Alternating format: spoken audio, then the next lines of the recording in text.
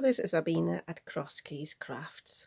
I promised you another video with these iridescent papers.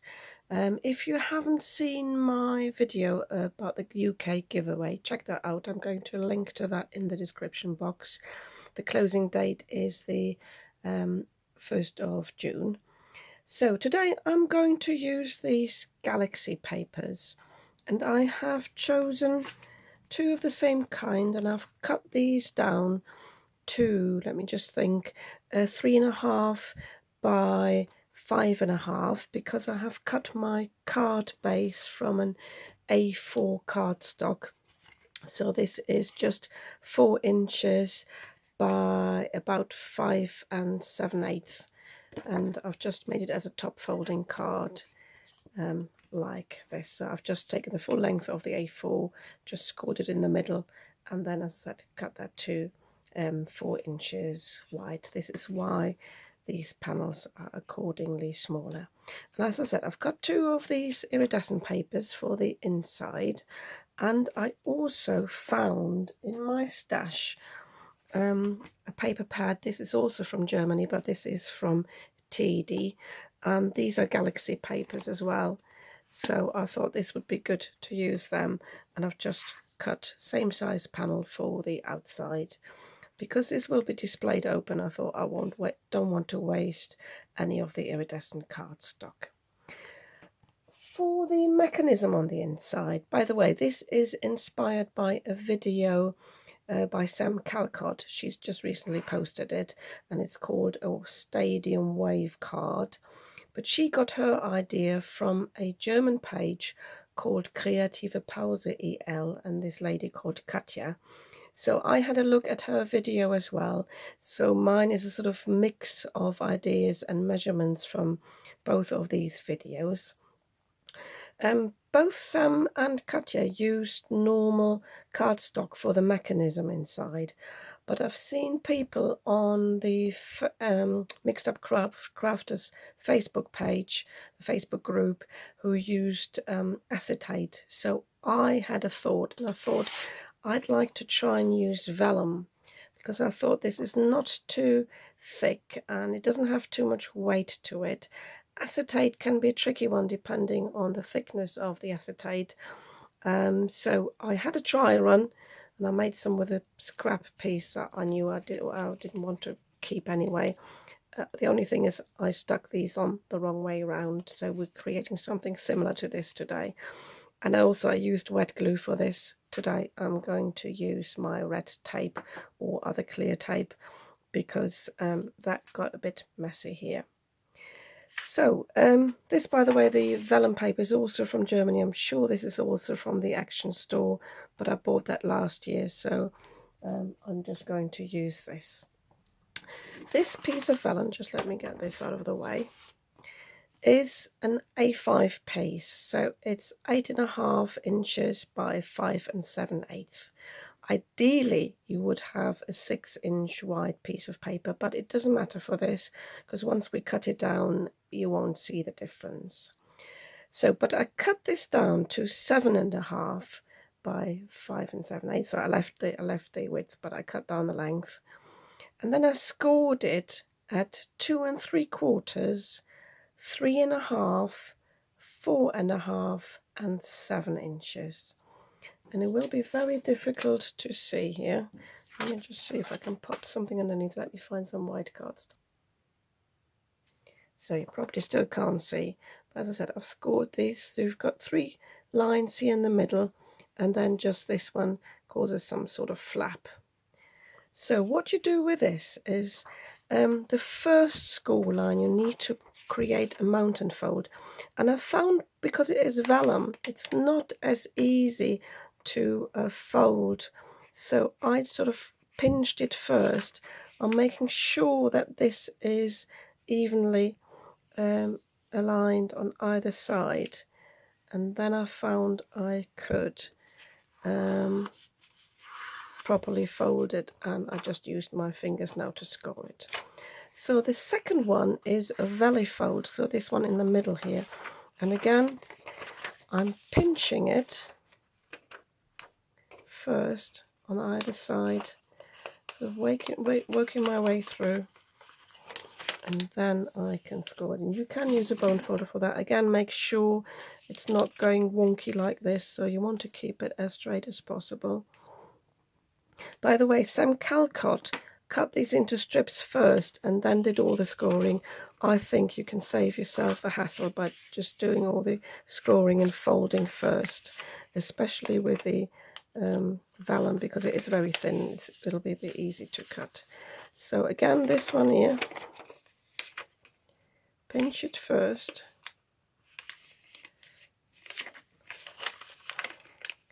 I know it's not easy to see.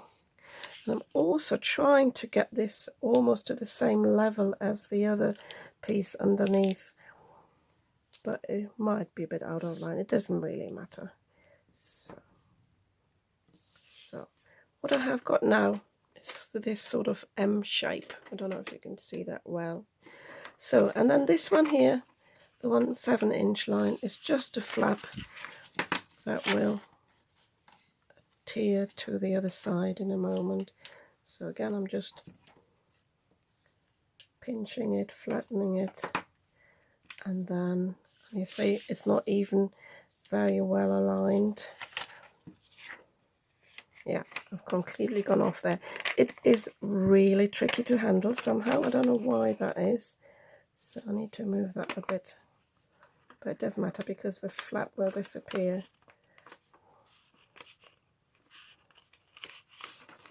Actually gone off a few millimeters. So it is not the easiest material to use, but I quite like the idea of having something dark against these dark papers. Sam Calcott made, and Katya as well in the other video, they made butterfly cards with flowery cardstock, so they just used, I believe both of them just used white cardstock for this. So that's better. So as I said, you've got this sort of M shape here, and then you've got the flap at the bottom. So what I'm doing now is I'm going to use my red tape and I'm going to put it on this flap, and then I'm going to put this on top. And what it creates, it's like a V shape here with this sort of M on the top there. I don't know how easy it is to see. But as I said, I'll do this all in one go. And then I just need to cut the strips, and then I've done all the folding. So I'm going to speed this up now for the video.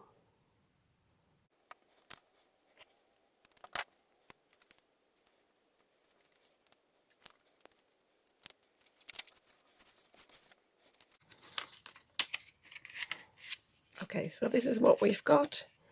It's a V shape at the bottom, almost a bit like a heart, like a pointy heart. Can you see now? So this is what you should have. And as I said, the advantages of using the tape, you don't have any mess, any glue sticking out and sticking to the mechanism there. So what I'm going to do now is I'm going to put this in my guillotine. Let me just get that ready. Yeah, I've got the Tim Holtz Tonic Studios guillotine, and I want to cut 3/4 strips, and I found the easiest thing to do in my guillotine is to just align it on the edge here of the metal, and that gave me 3/4 strips, and it's very easy to get through here. If you have got a different gadget, like a like a roll blade trimmer, it might be not as easy. But I found this was the easiest way to do it. So I'm quickly going to complete this off screen, and then I come back. So I do actually have a little offcut, because obviously the metal blade there, the line is not exactly 3/4, but it doesn't matter anyway for the mechanism. It just gives me some sort of measurement, and I make sure these are all the same size. So you should have 8 of these, and now I'll show you how to glue these together. So I'm going to lay my pieces all down. I want to make sure that the piece with a flap here is facing the worktop here, and that the bit here, the M, is facing that way, because that way I don't get confused. I've just done it wrong again. I had to peel all the tape off again. Luckily this time I used my normal tape, because I don't have any red tape at the moment, the width I need. So if I'd done it with a red tape, it would have gone in the bin. And with my trial piece, again, I've done it the wrong way around. So make sure they are all facing the right way. So I will do that in a moment, line along and more, but I'll just show you what I then do as a second step. I need, as I said, this double-sided adhesive paper, the tape, and I just put it on one half of this strip. Cut it down a little bit there, because I don't want any excess that it might stick somewhere to some mechanism. And I'm going to do this on all the strips. No, sorry, just on 7 of the 8 strips, once I have laid them all out. So now you can peel the first strip off, and you take the second strip, and making sure it's straight, you cover half of the strip with the second one. Just align it at the top and the bottom. Make sure they are level there. Mine's already a bit out, not too fast, but I hope you can see what I'm doing because it is so dark. So half of the strip is covered. I'm going to peel this one off, and then the next one goes on, and the last one will be the one that does not have any glue on it. So this one's actually a bit easier. Now that I've aligned the first one, I know where half of the strip is. Can you see? Tricky to see. So I know that this one needs to sit somewhere there. You can, if you want to, mark it on the strip. I like to do it like this. It doesn't have to be perfect, as long as it's aligned here and not too wonky on the top. So again, I shall do this off camera and stick all these on. So when you've glued them all together, you've got this fan mechanism that will open up as this wave, and I think this got enough structure to hold the embellishments, but it's not as thick as it would be if it was cardstock, so I quite like this. And it also, I think on the cardstock here, it's not taking away too much of the background. But before we stick this down, we need to put the cardstock on the inside of the card. If you have seen my last video where I made the floral card, you saw that I had issues using this glue here with this cardstock, because it actually showed where I had adhered the glue. It sort of showed through.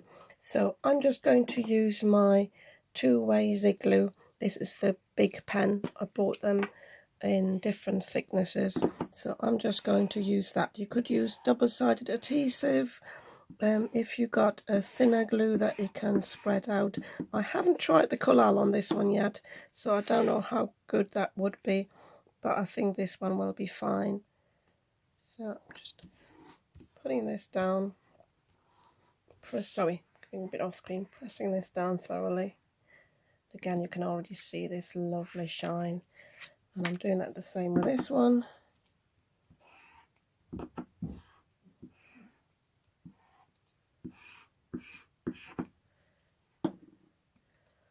Just put this on the other side.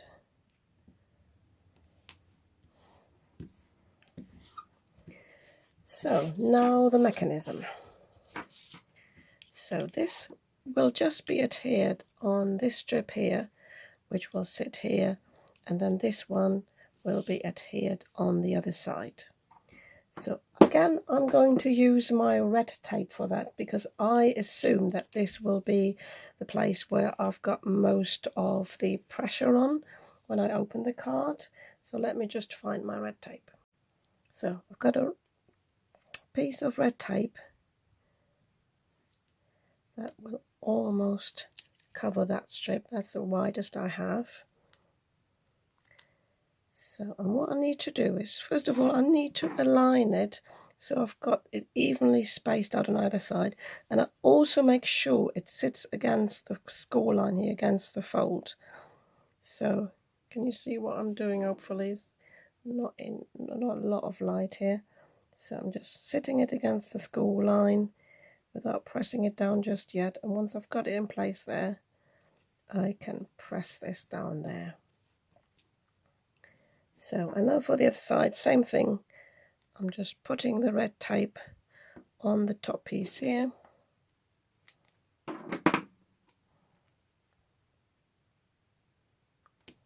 Mine's actually a bit short, but I don't think it will matter for the mechanism. Peeling this off. And now what I'm going to do is I'm just going to close the card, fold it down, and just pick it up like this. And there we go. We've got the mechanism there. I think that opens really, really nicely.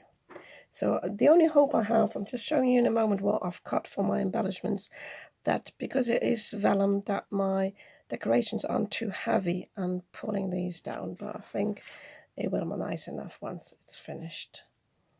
So what I have decided for embellishments, because I've got this galaxy theme, at first I thought I'd cut out some stars, they would have been nice, but I saw a lady on the Mix Up Crafters page, and I'm putting her name below because I haven't checked it up now, and she had used the latest textures release by Lou Collins, and it's sort of a moon theme, planets I'd like to say, and some cats, and that inspired me to do some moon phases with some black cats. I'm not quite sure yet how I assemble these, but for this I have cut 5 circles in this glittery holographic cardstock and 5 black ones.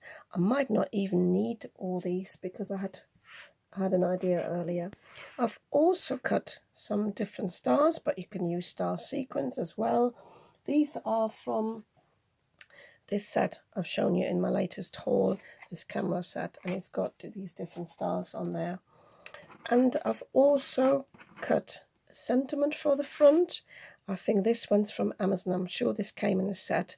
Again, I cut it from the same holographic paper, and I like the idea that, again, it had a circle. I thought this looks a bit like something to do with the universe, so I might even replace this little heart with a star. That might look quite nice. And I've cut all these cats from black cardstock. They're a bit off screen here. Just shoved it all to the side. So my idea was, for the moon phases, obviously we need a full moon, we need a new moon, and then my idea was to use the black cardstock to basically create the other moon phases. I forgot now what they're called, but you know what I mean.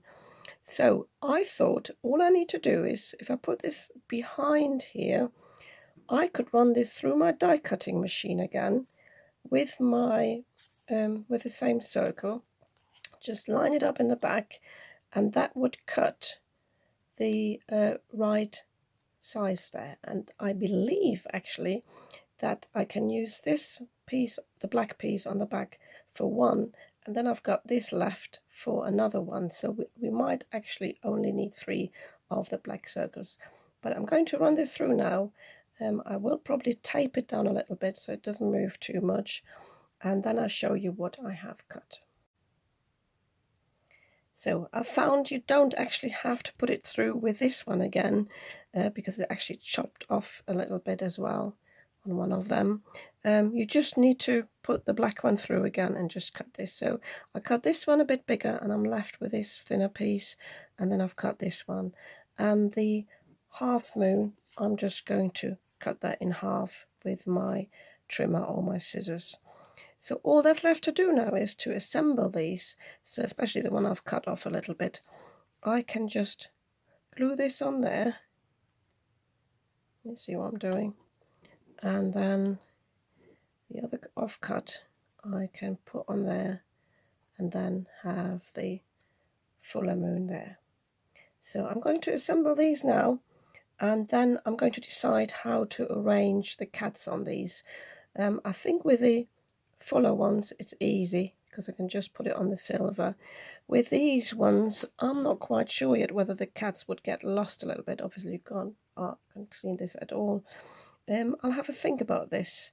I don't want to have too much dimension. I might leave these without the cats and just put the cats on the background. I'll have a little think and I'll show you that in a moment.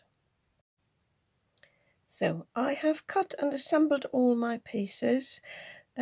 Just wanted to let you know, always put some scrap paper underneath when you cut half of your dies and you've got no cardstock like underneath there, because you don't want to ruin your plates too much. So that was for.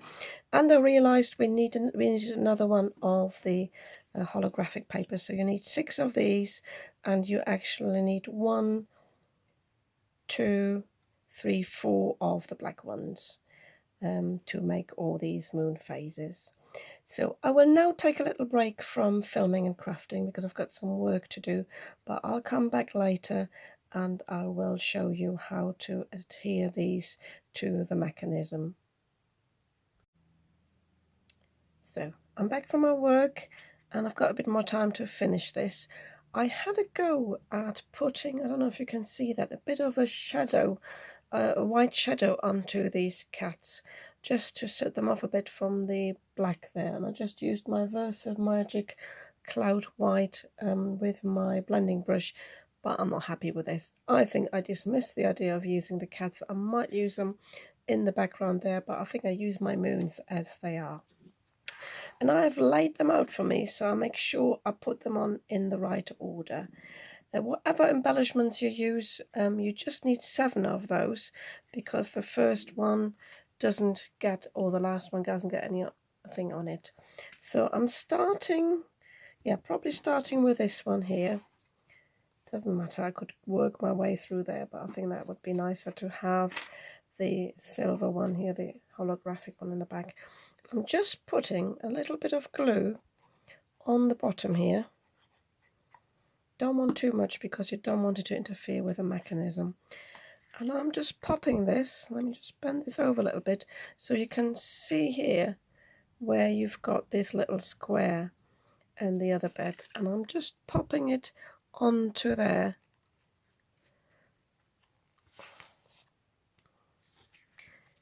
But I'm offsetting it a little bit so it does cover the other bit as well a bit.